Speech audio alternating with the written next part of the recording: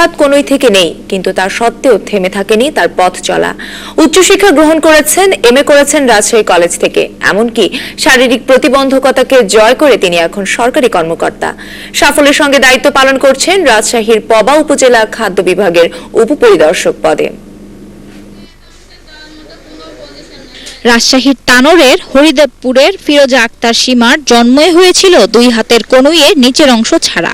তা দেখে হতাশ হয়েছিলেন তার বাবা মা, কিন্তু দাদার উৎসাহে আলোর মুখ দেখতে পান সীমা। শুরু করেন পা দিয়ে লিখতে শেখা।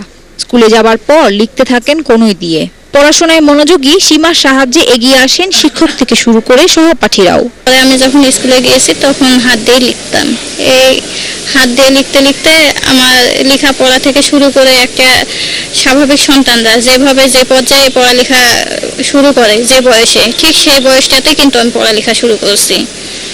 আর আমার কোনো ক্লাসে কিন্তু গ্যাপ নেই, আমি সবার সাথে প্রতিযোগিতা করে আসি পর্যায়ে। তানোর থেকে ডিগ্রি এবং রাজশাহী কলেজ থেকে এমএ করেন, তারপর চাকরি নেন খাদ্য বিভাগে। তিনি এখন রাজশাহীর পবা উপজেলায় খাদ্য বিভাগের উপপরিদর্শক। এখানেও দক্ষতার সঙ্গেই দায়িত্ব পালন করছেন সীমা। প্রতিবন্ধী হলেও সে অন্যান্য যারা সক্ষম তাদের চেয়ে কোনো অংশেই কাজ কম করে না এবং সে অফিস টাইম পুরো মতো মেনটেন করে। সে এক কথায় সে একজন ভালো কর্মী। দায়িত্ব পালনে তার দক্ষতা, নিষ্ঠা ও আত্মপ্রত্যয়ের প্রশংসা করেন প্রশাসনের সবাই। একজন প্রতিবন্ধী হিসেবে সে একজন সুস্থ মানুষের মতোই সকল কাজগুলো সম্পাদন করে থাকে। আমার মনে হয় যে দুর্বলতা সে কখনো প্রকাশ করেনি এবং এই ছুতা নিয়ে কোনোদিন অফিস কামাই করেছে এই রেকর্ড তার নেই। প্রতিবন্ধী শিশুদের ঘরে আটকে না রেখে বরং পড়ালেখা শিখিয়ে স্বাবলম্বী করে তোলার পরামর্শ দেন তিনি। সেই সাথে তাদের জন্য পরিহাস করা না হয় সেই দিকেও নজর রাখতে বলেন।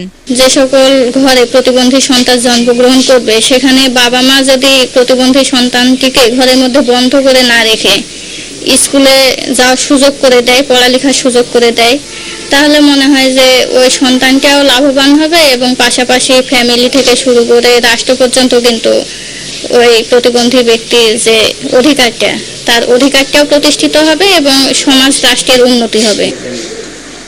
জন্মের সময় মা বাবা সহ অন্যরা যে আশঙ্কা করেছিলেন তা অমূলক প্রমাণ করে এগিয়ে গিয়েছেন সীমা। এখন দায়িত্বশীল নাগরিক হিসেবে কাজ করে যাচ্ছেন দেশের জন্য। DBC news desk.